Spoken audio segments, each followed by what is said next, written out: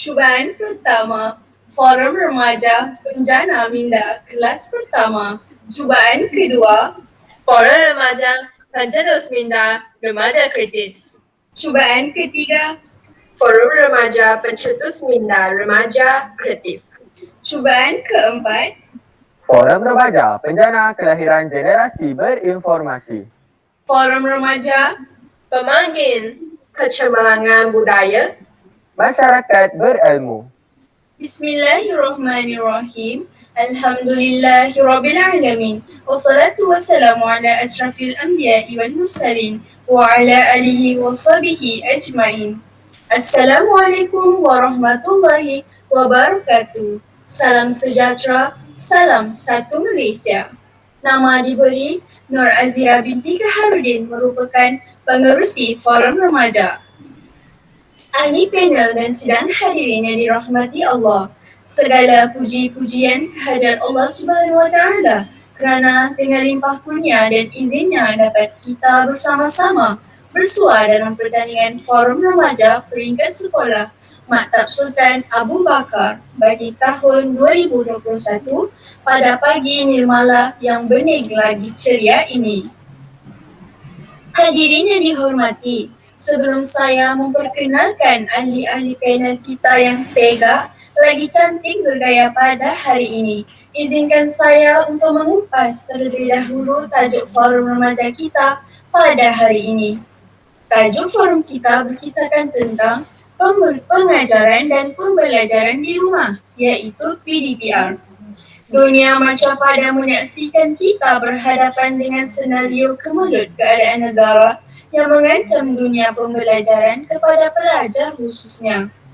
Dalam hal ini, pelajar sebagai generasi pelapis kepimpinan negara seyogianya turut dituntut untuk bergerak seiring dengan ahli masyarakat yang lain demi merealisasikan pendekatan PDPR ini. Pada hari ini, perubahan cara pembelajaran telah berubah secara mendadak dan tidak menentu, sehingga menjadikan ia sebagai norma baharu.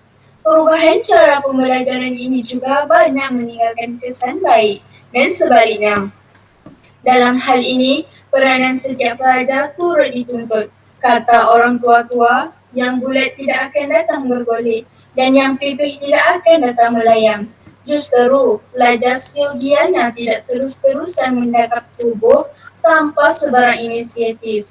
Sebaliknya, pelajar harus mengatasi masalah norma pembelajaran yang baharu ini dengan menggunakan pelbagai inisiatif dan usaha. Baiklah sidang hadirin, sebelum kita menelusuri lebih mendalam topik perbincangan, molek kiranya kita berkenalan dengan ketiga-tiga ahli panel kita pada hari ini. Saudari Lohrinci yang merupakan ahli panel kita yang pertama. Selamat datang saudari, apa khabar? Khabar baik, saudari pengerusi. Seterusnya, saya memperkenalkan ahli panel kita yang kedua, iaitu saudari Goh Jingyi. Selamat datang saudari Goh Jingyi, apa khabar? Khabar baik, saudari pengerusi. Tidak lain tak bukan tentulah ahli panel kita yang ketiga, iaitu saudara Amirul Hakim Al-Hafiz. Walaupun nampak pemalu orangnya, namun petah bicaranya. Apa khabar saudara? Alhamdulillah, saya berada dalam keadaan baik. Maka saya berada di sini bersama saudari dan para hadirin. Salam forum buat semua. Usai salam perkenalan daripada semua ahli panel, kembali kita kepada topik forum kita tentang cabaran dan kejayaan PDPR. Sidang hadirin yang dihormati, sidang hadirin, apakah sebenarnya PDPR dan sejauh manakah pelajar diberikan pendedahan tentang PDPR? Bagi menjawab persoalan ini, izinkan saya mengajukan soalan pertama kepada ahli panel kita yang pertama. Saudari Lohrinci, mohon saudari memberikan penjelasan tentang maksud atau konsep PDPR. Silakan saudari. Terima kasih, saudari pengerusi, saudari Aziz. Sidang hadirin dan ahli panel yang dihormati. Sungguh menarik soalan yang dikemukakan oleh saudari pengerusi tentang maksud dan konsep PDPR. Apakah sebenarnya definisi PDPR? Nama penuh PDPR ialah pengajaran dan pembelajaran di rumah, yaitu pengajaran dan pembelajaran yang dilaksanakan di rumah atau besar komuniti atau di mana-mana lokasi yang bersesuaian. PDPR dilaksanakan apabila murid tidak dapat hadir ke sekolah dalam satu tempoh yang tertentu atas sebab bencana atau wabak atau sebab-sebab lain dengan kelulusan pendaftar negeri. Contoh keadaan sama seperti kita sekarang, sedang menghadapi wabak virus corona yang melanda dunia, telah menyebabkan pelaksanaan PDPR menjadi pilihan utama berbanding pembelajaran secara bersemuka di sekolah, terutama ketika Perintah Kawalan Pergerakan Hidup PKP dilaksanakan. Pelaksanaan PDPR memerlukan pelajar menggunakan peranti berskrin seperti komputer, komputer riba, tablet, dan telefon pintar dalam tempoh tertentu. Konsep pengajaran dan pembelajaran di rumah hidup PDPR bukan hanya secara dalam talian, namun pelaksanaannya turut merangkumi kaedah manual dengan mengikut kesesuaian guru dan murid. Menteri Kanan Pendidikan, yaitu Dato' Dr. Razi Jidin berkata, cara PDPR lain adalah secara offline, yaitu guru menggunakan WhatsApp atau Telegram untuk menghantar tugasan dan melakukan perbincangan dalam aplikasi tersebut. Apa yang penting, kaedah terbaik mengikut kesesuaian guru dan murid. Jelas beliau. Tambahan pula, medium yang digunakan untuk melaksanakan PDPR ialah Microsoft Teams atau Google Meet yang dijalankan secara langsung serta melalui Google Classroom. Dengan melaksanakan PDPR, pelajar boleh terus menerima pendidikan yang seiras dengan maklumat Peran Pembangunan Pendidikan Malaysia 2013 hingga 2025 yang menetapkan setiap murid mendapat akses kepada pendidikan untuk mencapai potensi diri bagi menghadapi kehidupan masa hadapan. Oleh itu, murid berhak mendapat peluang mengikuti pendidikan meskipun mereka tidak dapat hadir ke sekolah. Terima kasih. Kembali semula kepada Saudari Moderator Forum, Saudari Aziz. Sidang hadirin, demikian tadi penjelasan tentang takrif PDPR yang pada pandangan saya merupakan penjelasan yang agak terperinci dan menarik daripada saudari ahli panel kita yang pertama. Seterusnya, saya mohon penjelasan daripada ahli panel kita yang kedua, iaitu saudari Goh Jing Yi tentang persoalan sejauh manakah cabaran yang dihadapi oleh setiap pihak dalam menangani pendekatan PDPR ini. Selamat sejahtera, terima kasih saudari pengerusi. Sidang hadirin yang dihormati. Saya berani menegaskan di sini, walaupun sudah setahun pembelajaran dalam talian dilaksanakan, cabaran yang dihadapi terutama kepada mereka yang terlibat secara langsung dalam bidang pendidikan seperti pihak KPM, para guru, ibu bapa serta murid-murid amat dirasai sehingga kini. Antara cabaran yang dihadapi oleh pihak KPM adalah untuk menghasilkan penyelesaian yang terbaik dan bersesuaian untuk semua pihak dengan mengambil kira latar belakang kemampuan guru, ibu bapa dan murid-murid yang berbeza. Para guru juga menghadapi cabaran yang berbagai, seperti perlu menyesuaikan diri dengan sistem baharu serta menggunakan teknologi sebagai media untuk mengajar anak murid. Ini bukanlah hal yang mudah, terutamanya kepada guru-guru yang tidak mahir menggunakan teknologi. Selain itu, faktor lain yang boleh menjadi punca guru-guru, ibu bapa dan murid-murid mengalami masalah untuk meneruskan sesi PDPR adalah disebabkan kekurangan peranti serta update data internet yang tidak mencukupi. Menurut laporan kajian, sebanyak 37% kanak-kanak yang tidak mempunyai komputer riba atau tablet yang sesuai untuk digunakan semasa PDPR. Kekurangan peranti yang mencukupi serta internet yang tidak stabil akan mengganggu proses PDPR untuk berjalan dengan lancar dan proses penyampaian dan penerimaan terganggu. Maka, perkembangan ilmu akan turut terjejas. Selain itu, bekerja dari rumah merupakan norma baharu kepada para guru serta kebanyakan ibu bapa. Jika sebelum ini, guru-guru dan ibu bapa tidak perlu menguruskan pengajar anak-anak mereka sewaktu sekolah dibuka. Kini, guru-guru dan ibu bapa perlu masuk campur segala urusan yang melibatkan pengajar anak-anak mereka. Anak-anak juga mempunyai cabaran mereka sendiri untuk fokus dalam kelas atas harian serta melihat dan mendengar melalui layar komputer sepanjang sesi pembelajaran berlangsung merupakan cabaran yang besar kepada anak-anak, terutama mereka yang darjah 1, 2, dan 3. Namun, apa yang berlaku? Kebiasaannya, semasa PDPR berlangsung, hanya guru yang akan bercakap dari awal sehingga akhir kelas dan murid-murid tidak diberi ruang untuk berinteraksi sesama rakan sebaya mereka. Murid-murid juga cepat berasa bosan dengan kelas dalam tarian ini. Oleh itu, cabaran-cabaran yang akan berlaku jika PDPR dijalankan dalam menyusahkan banyak pihak. Setakat ini sahaja saudari tentang cabaran PDPR. Saya serahkan semula kepada saudari pengerusi. Terima kasih. Terima kasih atas penjelasan yang sangat jelas dan padat berhubung pengetahuan sedia ada tentang cabaran PDPR ini.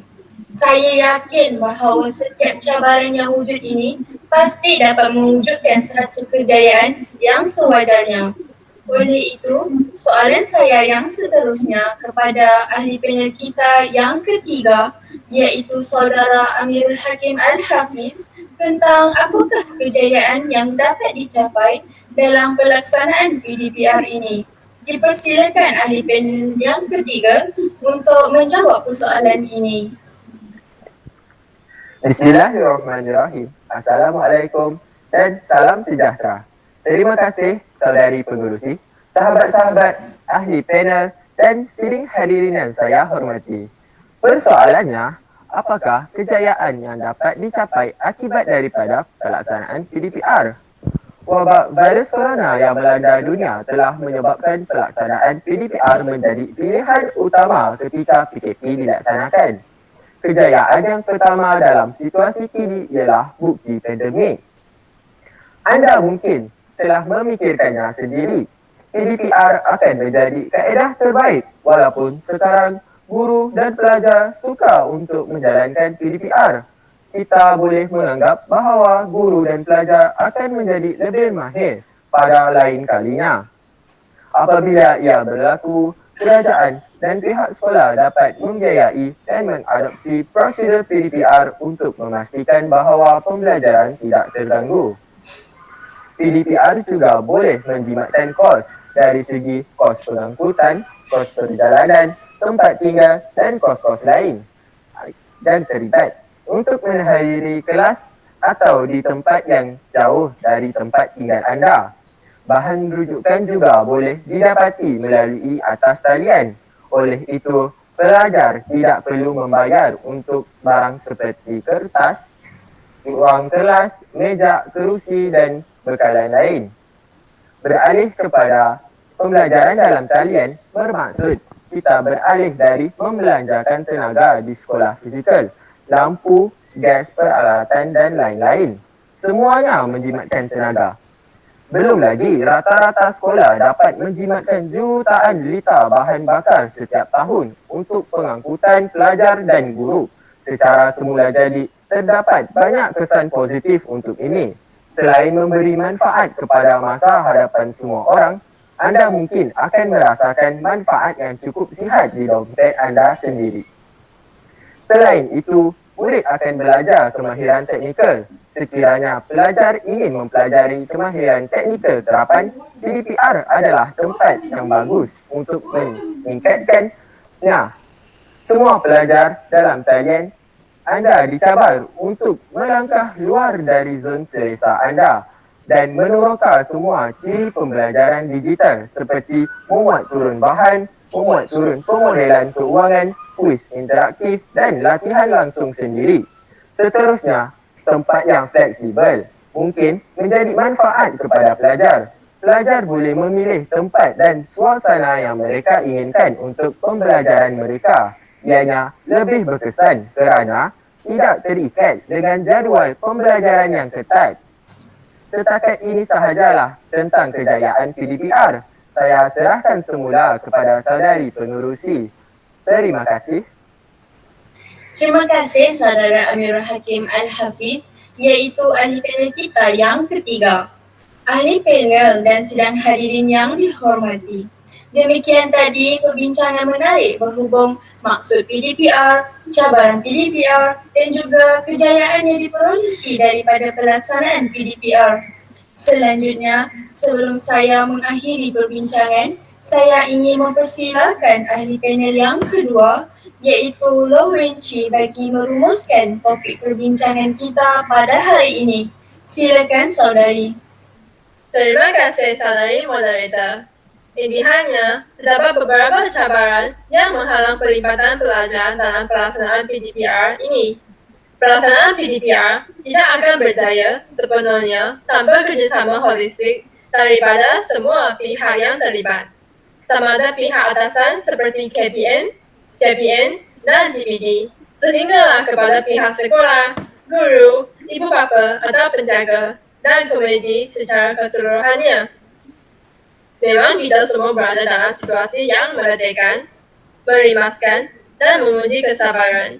Namun demikian, Pak kata pepatah, kalau tidak dibacakan ruyung, mana kan dapat sagunya.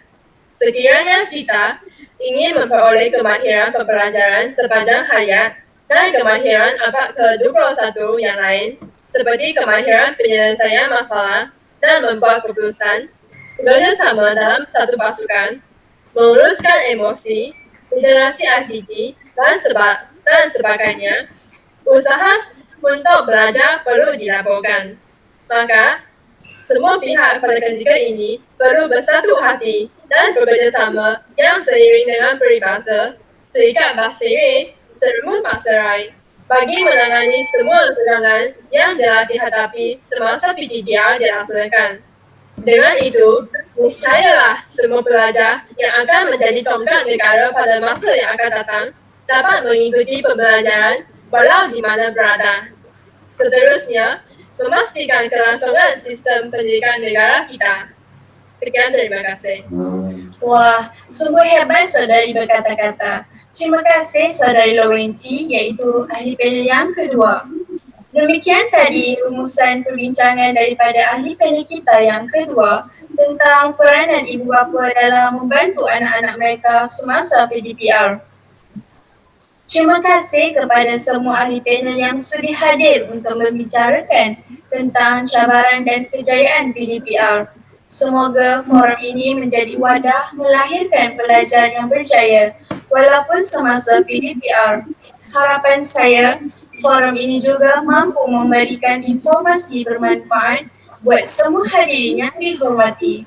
Sidang hadirin yang dihormati, kalau berjalan dah sampai ke batas, kalau berkayu dah sampai ke pulau, kalau mendaki dah sampai ke puncak, kita telah sampai kepada penghujung bicara. Entah sirih salah sarung, entah kata salah tutur, entah maksud salah sampai. Terimalah salam berpantun, salam yang minta maaf, salam yang minta ampun. Saya mewakili semua ahli panel ingin mengucapkan setinggi-tinggi terima kasih kepada semua hadirin yang sudi menyaksikan pertandingan forum remaja ini. Lantaran keterbatasan waktu, saya mohon mengakhiri bicara ini. Selanjutnya, mohon mengundur diri. Sekian, wabillahi taufiq wal hidayah. Wassalamualaikum warahmatullahi wabarakatuh. Salam sejahtera, salam satu Malaysia. I tahu